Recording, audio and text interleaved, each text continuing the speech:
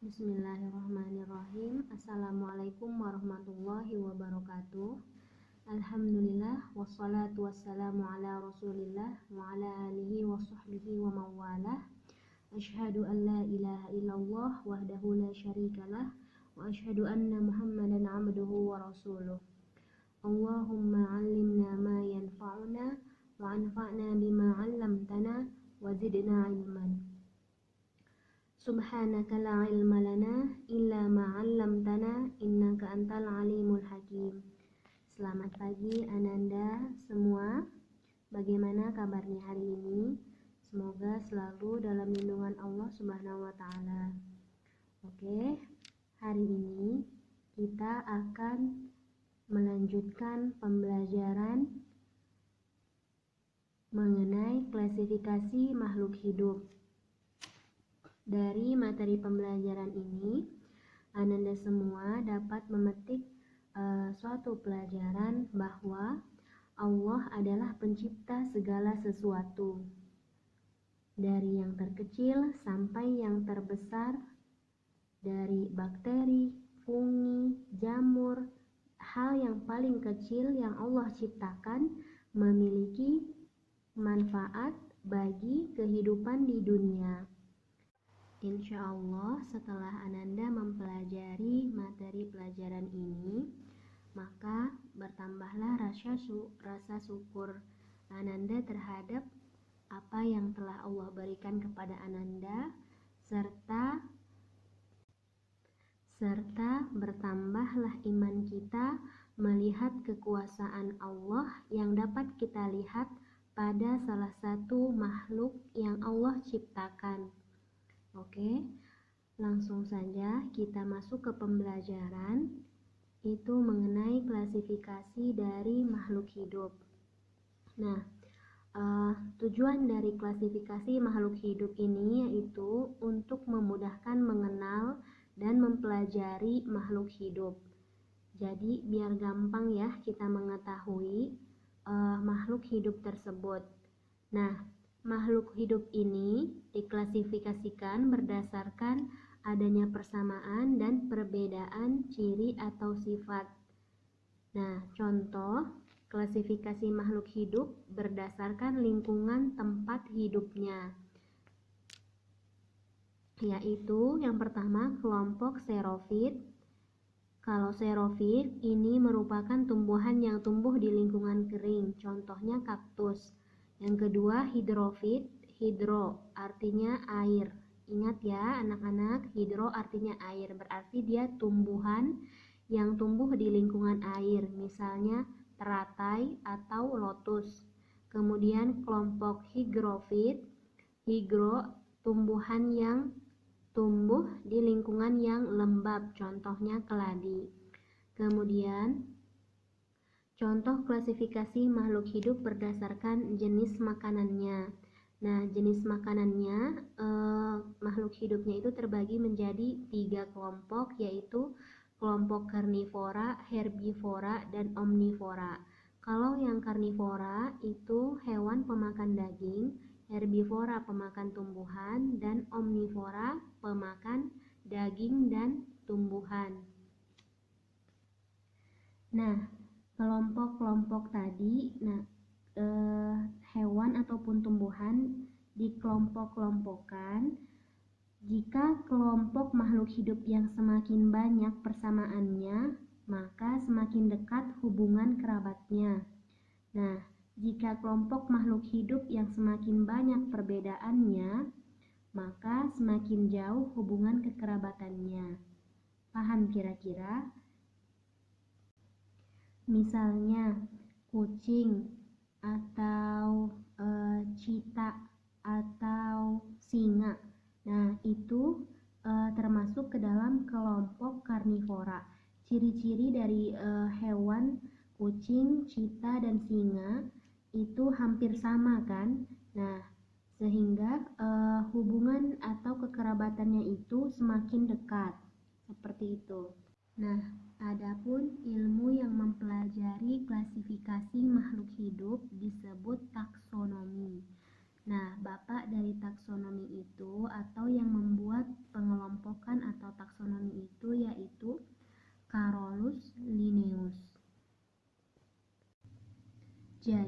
di dalam klasifikasi itu makhluk hidup dikelompokkan dalam tingkatan-tingkatan yang disebut takson. Jadi tingkatan itu namanya takson ya. Kemudian klasifikasi makhluk hidup menurut Carolus Linnaeus itu terdiri dari dua sistem kingdom, yaitu kingdom Plantae dan kingdom Animalia. Nah, kingdom Plantae dan kingdom Animalia, kalau Plantae ini kingdom tumbuhan, dunia tumbuhan, kalau kingdom Animalia itu dunia hewan. Nah, masing-masing kingdom ini memiliki tingkatan-tingkatan tersendiri, yaitu kalau Plantae dia ada divisio atau divisi, klasis atau kelas, ordo atau bangsa, familia atau suku, genus atau marga, dan spesies atau jenis. Kemudian sama kingdom Animalia juga terdiri dari beberapa takson atau tingkatan-tingkatan, yaitu phylum atau filum, klasis atau kelas, ordo atau bangsa, familia atau suku, genus atau marga, dan spesies atau jenis. Nah, setelah kita mengetahui klasifikasi makhluk hidup menurut Carolus Linnaeus, kita akan belajar bagaimana cara menulis atau menulis nama ilmiah dari masing-masing kingdom Plantae atau kingdom Animalia. Nah, Carolus Linnaeus ini membuat tata cara pemberian nama makhluk hidup untuk jenis atau spesies yang disebut binomial nomenklatur atau tata nama ganda. Nah, tujuannya ini untuk memudahkan pengenalan terhadap suatu makhluk hidup. Aturan-aturan atau cara membuat nama ilmiahnya, yang pertama itu menggunakan bahasa Latin atau Yunani. Kemudian terdiri dari dua kata, yaitu kata pertama genus atau marga dan kata kedua menunjukkan spesies atau jenis. Nah, untuk penulisannya itu kata pertama hurufnya itu huruf besar, kata kedua dimulai dengan huruf kecil awalnya saja ya. Kemudian kedua kata itu harus digarisbawahi atau dicetak miring. Jadi misalnya contoh Musa paradisiaca. Ini adalah nama Latin dari pisang kipas. Jadi boleh digarisbawahi tetapi tidak dimiringkan. Yang kedua atau boleh dicetak miring tetapi tidak digaris bawahi. Jadi untuk penulisan nama Latinnya ini Ananda semua, kalau misalnya Ananda menulis dalam bentuk miring tidak perlu diberi garis bawah. Namun kalau Ananda menulis miring itu tidak perlu digaris bawahi. Kalau digaris tidak perlu ditulis miring. Seperti itu ya Ananda. Kalau ketemu nama ilmiah wajib dan harus seperti ini penulisannya. Kalau tidak digaris bawahi ya dimiringkan tulisannya. Oke, paham? Masuk ke poin kunci determinasi. Nah, tujuan dari kunci determinasi yaitu untuk mengenali dan menetapkan identitas suatu makhluk hidup agar dapat dimasukkan ke kelompok tertentu dalam klasifikasi. Jadi memudahkan kita untuk mengetahui makhluk tersebut tuh termasuk ke dalam golongan apa gitu maksudnya. Oke. Nah,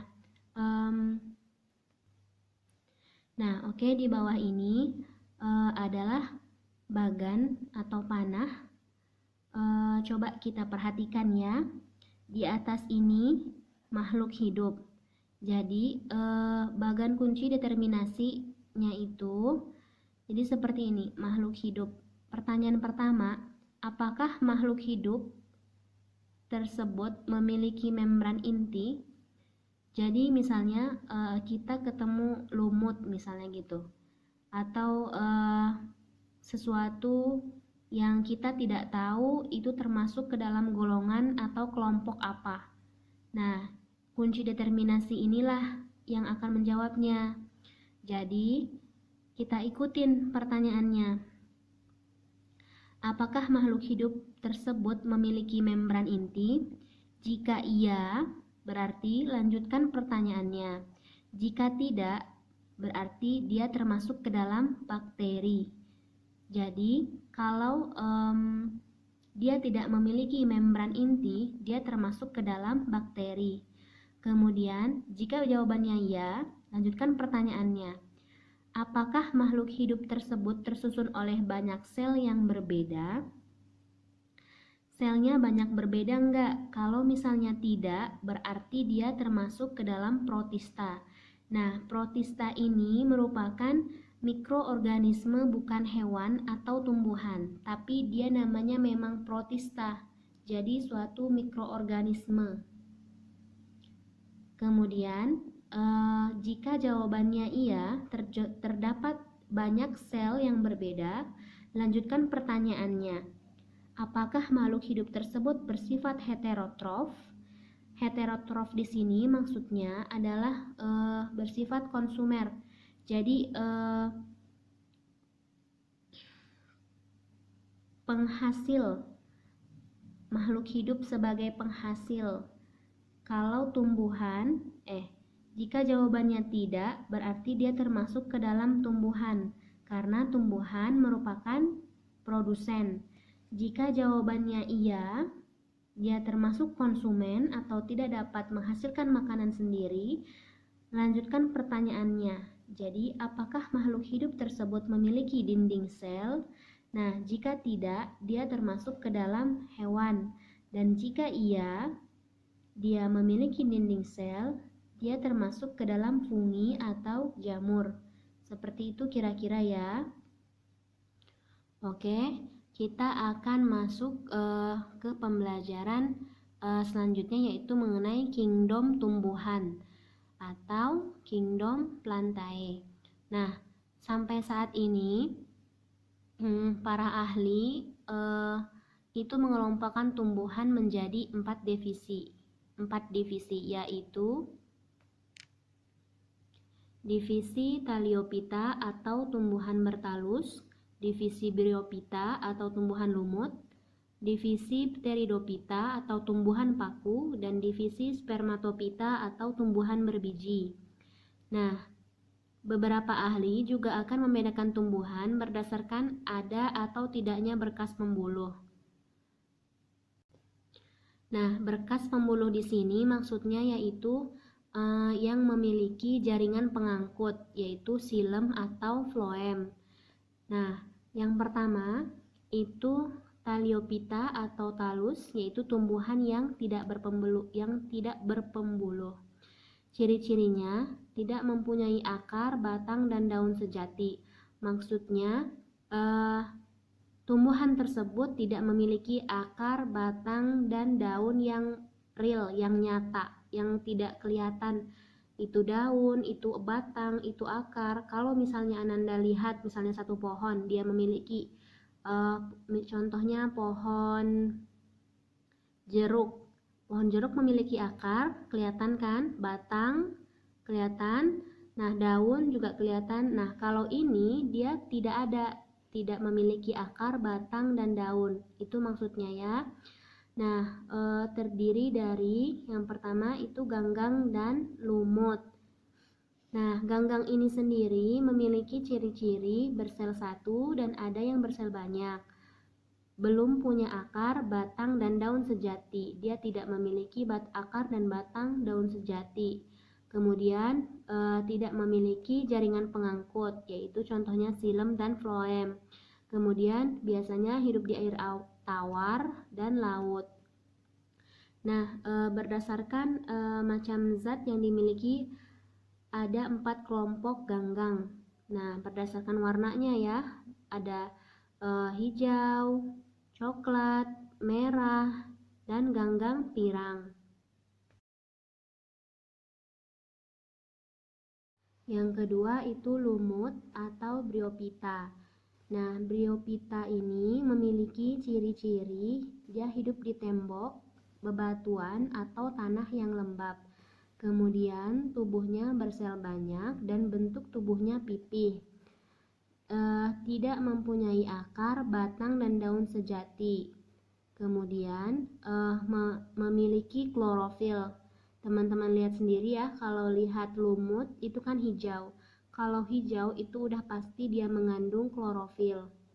Kemudian mengalami pergiliran keturunan atau metagenesis dengan generasi gametofit dan generasi sporofit. Kalau gametofit dia menghasilkan gamet, artinya menghasilkan gamet nih menghasilkan sel telur dan sel sperma, gamet jantan dan gamet betina. Kemudian generasi sporofitnya itu menghasilkan spora.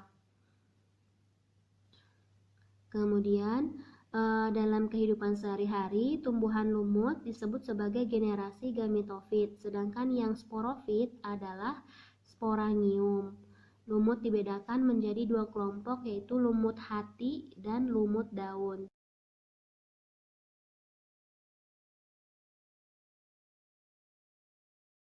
Nah, tadi kan kita sudah membahas mengenai tumbuhan yang tidak berpembuluh. Oke, kita masuk ke mengenai tumbuhan yang berpembuluh atau Thrasiophyta atau Cormus. Nah, ciri-ciri dari Cormus ini secara umum dia memiliki akar, batang, dan daun sejati. Jadi kebalikannya ya, akar, batang, dan daunnya itu bisa kita lihat secara kasat mata dan dapat kita pegang. Terdiri dari tumbuhan paku dan tumbuhan berbiji. Nah, kita bahas dulu tumbuhan paku atau Pteridophyta. Nah, ciri-ciri dari Pteridophyta ini dia tidak berbunga, mempunyai pembuluh angkut, mempunyai klorofil, mengalami metagenesis, berkembang biak dengan spora. Kemudian mempunyai dua jenis daun, yaitu daun fertil dan daun steril. Daun fertil maksudnya daun yang menghasilkan spora, sedangkan daun steril adalah daun yang tidak menghasilkan spora. Kemudian yang kedua itu tumbuhan berbiji atau spermatophyta. Ciri-ciri dari spermatophyta ini yaitu memiliki akar, batang, dan daun sejati. Jadi akar, batang, dan daunnya ini memiliki jaringan pengangkut berupa silem ataupun floem. Beda dengan jenis tumbuhan yang talus tadi ya. Nah, sebagian besar tumbuhan berbiji ini memiliki bunga. Kemudian alat perkembangbiakan untuk tumbuhan berbiji yaitu biji. Nah, berdasarkan letaknya, tumbuhan berbiji ini dikelompokkan menjadi dua kelas. Yang pertama itu tumbuhan berbiji terbuka atau gimnosperme dengan ciri-ciri memiliki bunga yang sejati, biji terletak pada strobilus, kemudian biji tidak dibungkus oleh daun bunga. Contohnya ada melinjo, pakis haji, pinus, dan ginkgo. Kalau yang kedua itu tumbuhan biji tertutup atau angiosperme. Nah, ciri-ciri dari angiosperme ini dia hidup menjalar di tanah, semak, dan perdu, memiliki bunga sejati. Artinya bunga sejatinya ini bunganya dapat dilihat ya. Kemudian biji dibungkus daun buah. Contohnya bunga sepatu, anggrek, dan tomat. Nah, berdasarkan keping bijinya, ini tumbuhan angiosperme ini terbagi menjadi dua, yaitu dikotil dan monokotil. Kalau dikotil itu berkotiledon 2 atau berkeping biji 2. Di, ingat aja di ya, kalau di itu dalam bahasa Latin artinya 2. Kalau monokotil itu berkotiledon 1, artinya berkeping 1. Jadi ingat aja mono itu artinya 1, berarti dia tidak bisa dipecah atau dibelah secara alami bijinya, itu disebut monokotil. Nah, ini dapat Ananda lihat sendiri perbedaan ciri dikotil dan monokotil. Kalau dikotil dia biji berkeping 2, kemudian pembuluh pengangkutnya teratur, tulang daunnya biasanya menyirip atau menjari, kemudian berakar tunggang, dan bunganya itu biasanya mahkotanya itu berjumlah 2, 4, 5 dan kelipatannya. Kalau yang monokotil itu biji berkeping 1, contohnya itu misalnya jagung, biji jagung. Nah, pembuluh pengangkutnya atau batangnya itu tersebar, kemudian tulang daunnya sejajar atau melengkung, dan akarnya biasanya itu akar serabut. Dapat dilihat sendiri ya Ananda, kalau misalnya ngambil jagung sama batangnya, itu akar dari jagung itu termasuk ke dalam akar serabut ya. Kemudian bunganya itu helaiannya atau mahkotanya itu biasanya berjumlah 3 atau 5 atau 7 dan kelipatannya seperti itu ya. Nah, berikut Ananda dapat melihat tabel berupa suku pada tumbuhan berkeping biji 2, yaitu ada suku jarak-jarakan, suku terung-terungan atau Solanaceae, suku jambu-jambuan atau Myrtaceae, suku composite atau Compositae, dan suku kacang-kacangan atau Papilionaceae, dan suku petai-petayan atau Mimosaceae. Nah, ada juga suku joharan, suku kapas-kapasan. Nah, kalian bisa lihat sendiri ya keterangannya. Kemudian pada tabel selanjutnya suku pada tumbuhan berkeping biji 1. Yang tadi berkeping biji 2, yang ini berkeping biji 1. Nah, suku atau familinya itu ada suku pinang-pinangan atau Palmae, kemudian suku rumput-rumputan atau Gramineae, suku pisang-pisangan atau Musaceae, suku jahe-jahean atau Zingiberaceae, dan suku anggrek-angrekan atau Orchidaceae. Oke, untuk pembelajaran hari ini sampai situ saja dulu ya anak-anak. Insya Allah minggu depan kita akan lanjut kembali. Oke, Ibu tutup saja pembelajaran hari ini dengan kafaratul majelis. Subhanakallahumma wa bihamdika asyhadu an la ilaha illa anta astaghfiruka wa atubu ilaik. Assalamualaikum warahmatullahi wabarakatuh.